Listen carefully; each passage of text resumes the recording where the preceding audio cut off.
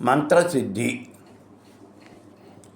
మంత్రం సిద్ధించడానికి ఎంత సమయం పడుతుంది,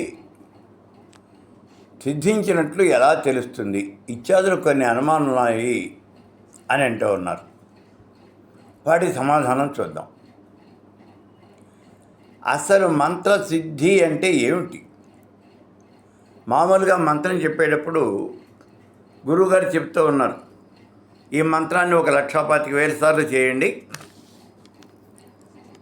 ఆ తర్వాత మీరు హోమం తర్పణ ఇవన్నీ చేయొచ్చు అని. 1,25,000 సార్లు ఈ మంత్రాన్ని చేస్తే ఆ మంత్రం సిద్ధిస్తుందా? ఇది చాలా ముఖ్యమైనటువంటి ప్రశ్న. 1,25,000 సార్లు చేస్తే మంత్రం సిద్ధిస్తుందా? కొన్ని మంత్రాలకి దాని కిందే రాస్తారు 10,000 జపం చేస్తే మంత్రం సిద్ధిస్తుంది అని. 10,000 జపం చేస్తే మంత్రం సిద్ధిస్తుందా? ఇది మళ్ళీ అనుమానం.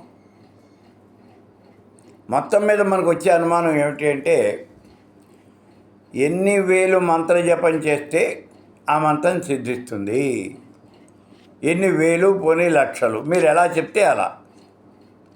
ఎంత జపం చేస్తే మంత్రం సిద్ధిస్తుంది అనే విషయాన్ని ఇక్కడ మనం మాట్లాడుకోబోతూ ఉన్నాం. ఎంత జపం చేయాలి? మామూలుగా అయినట్లయితే మీరు 1,00,000 జపం చేయండి అని అంటారు.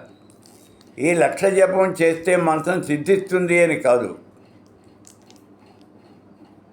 మీకు కూడా ఆ మంత్రంతో పరిచయం ఉన్నది అని చెప్పుకోవడానికి ఉపయోగిస్తుంది. ఇక మంత్రసిద్ధి అనేది నీ మీద ఆధారపడి ఉంటుంది, అందరికీ ఒక రకంగా ఉండదు,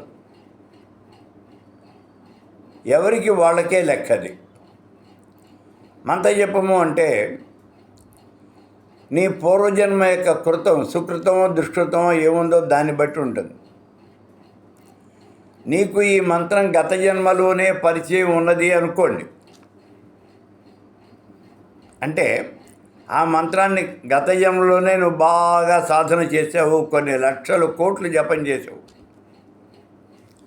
ఈ జన్మలో ఆ మంత్రం చాలా కొద్దిగా జపం చేస్తే చాలు, బహు కొద్ది, నీకు ఆ మంత్రం సిద్ధించేస్తుంది. ఇందులో అనుమానం లేదు. అదే పూర్వజన్మలో నువ్వు ఆ మంత్రం తోలి పోలేదనుకోండి, ఇప్పుడు చాలా శ్రమ పడాల్సి ఉంటుంది.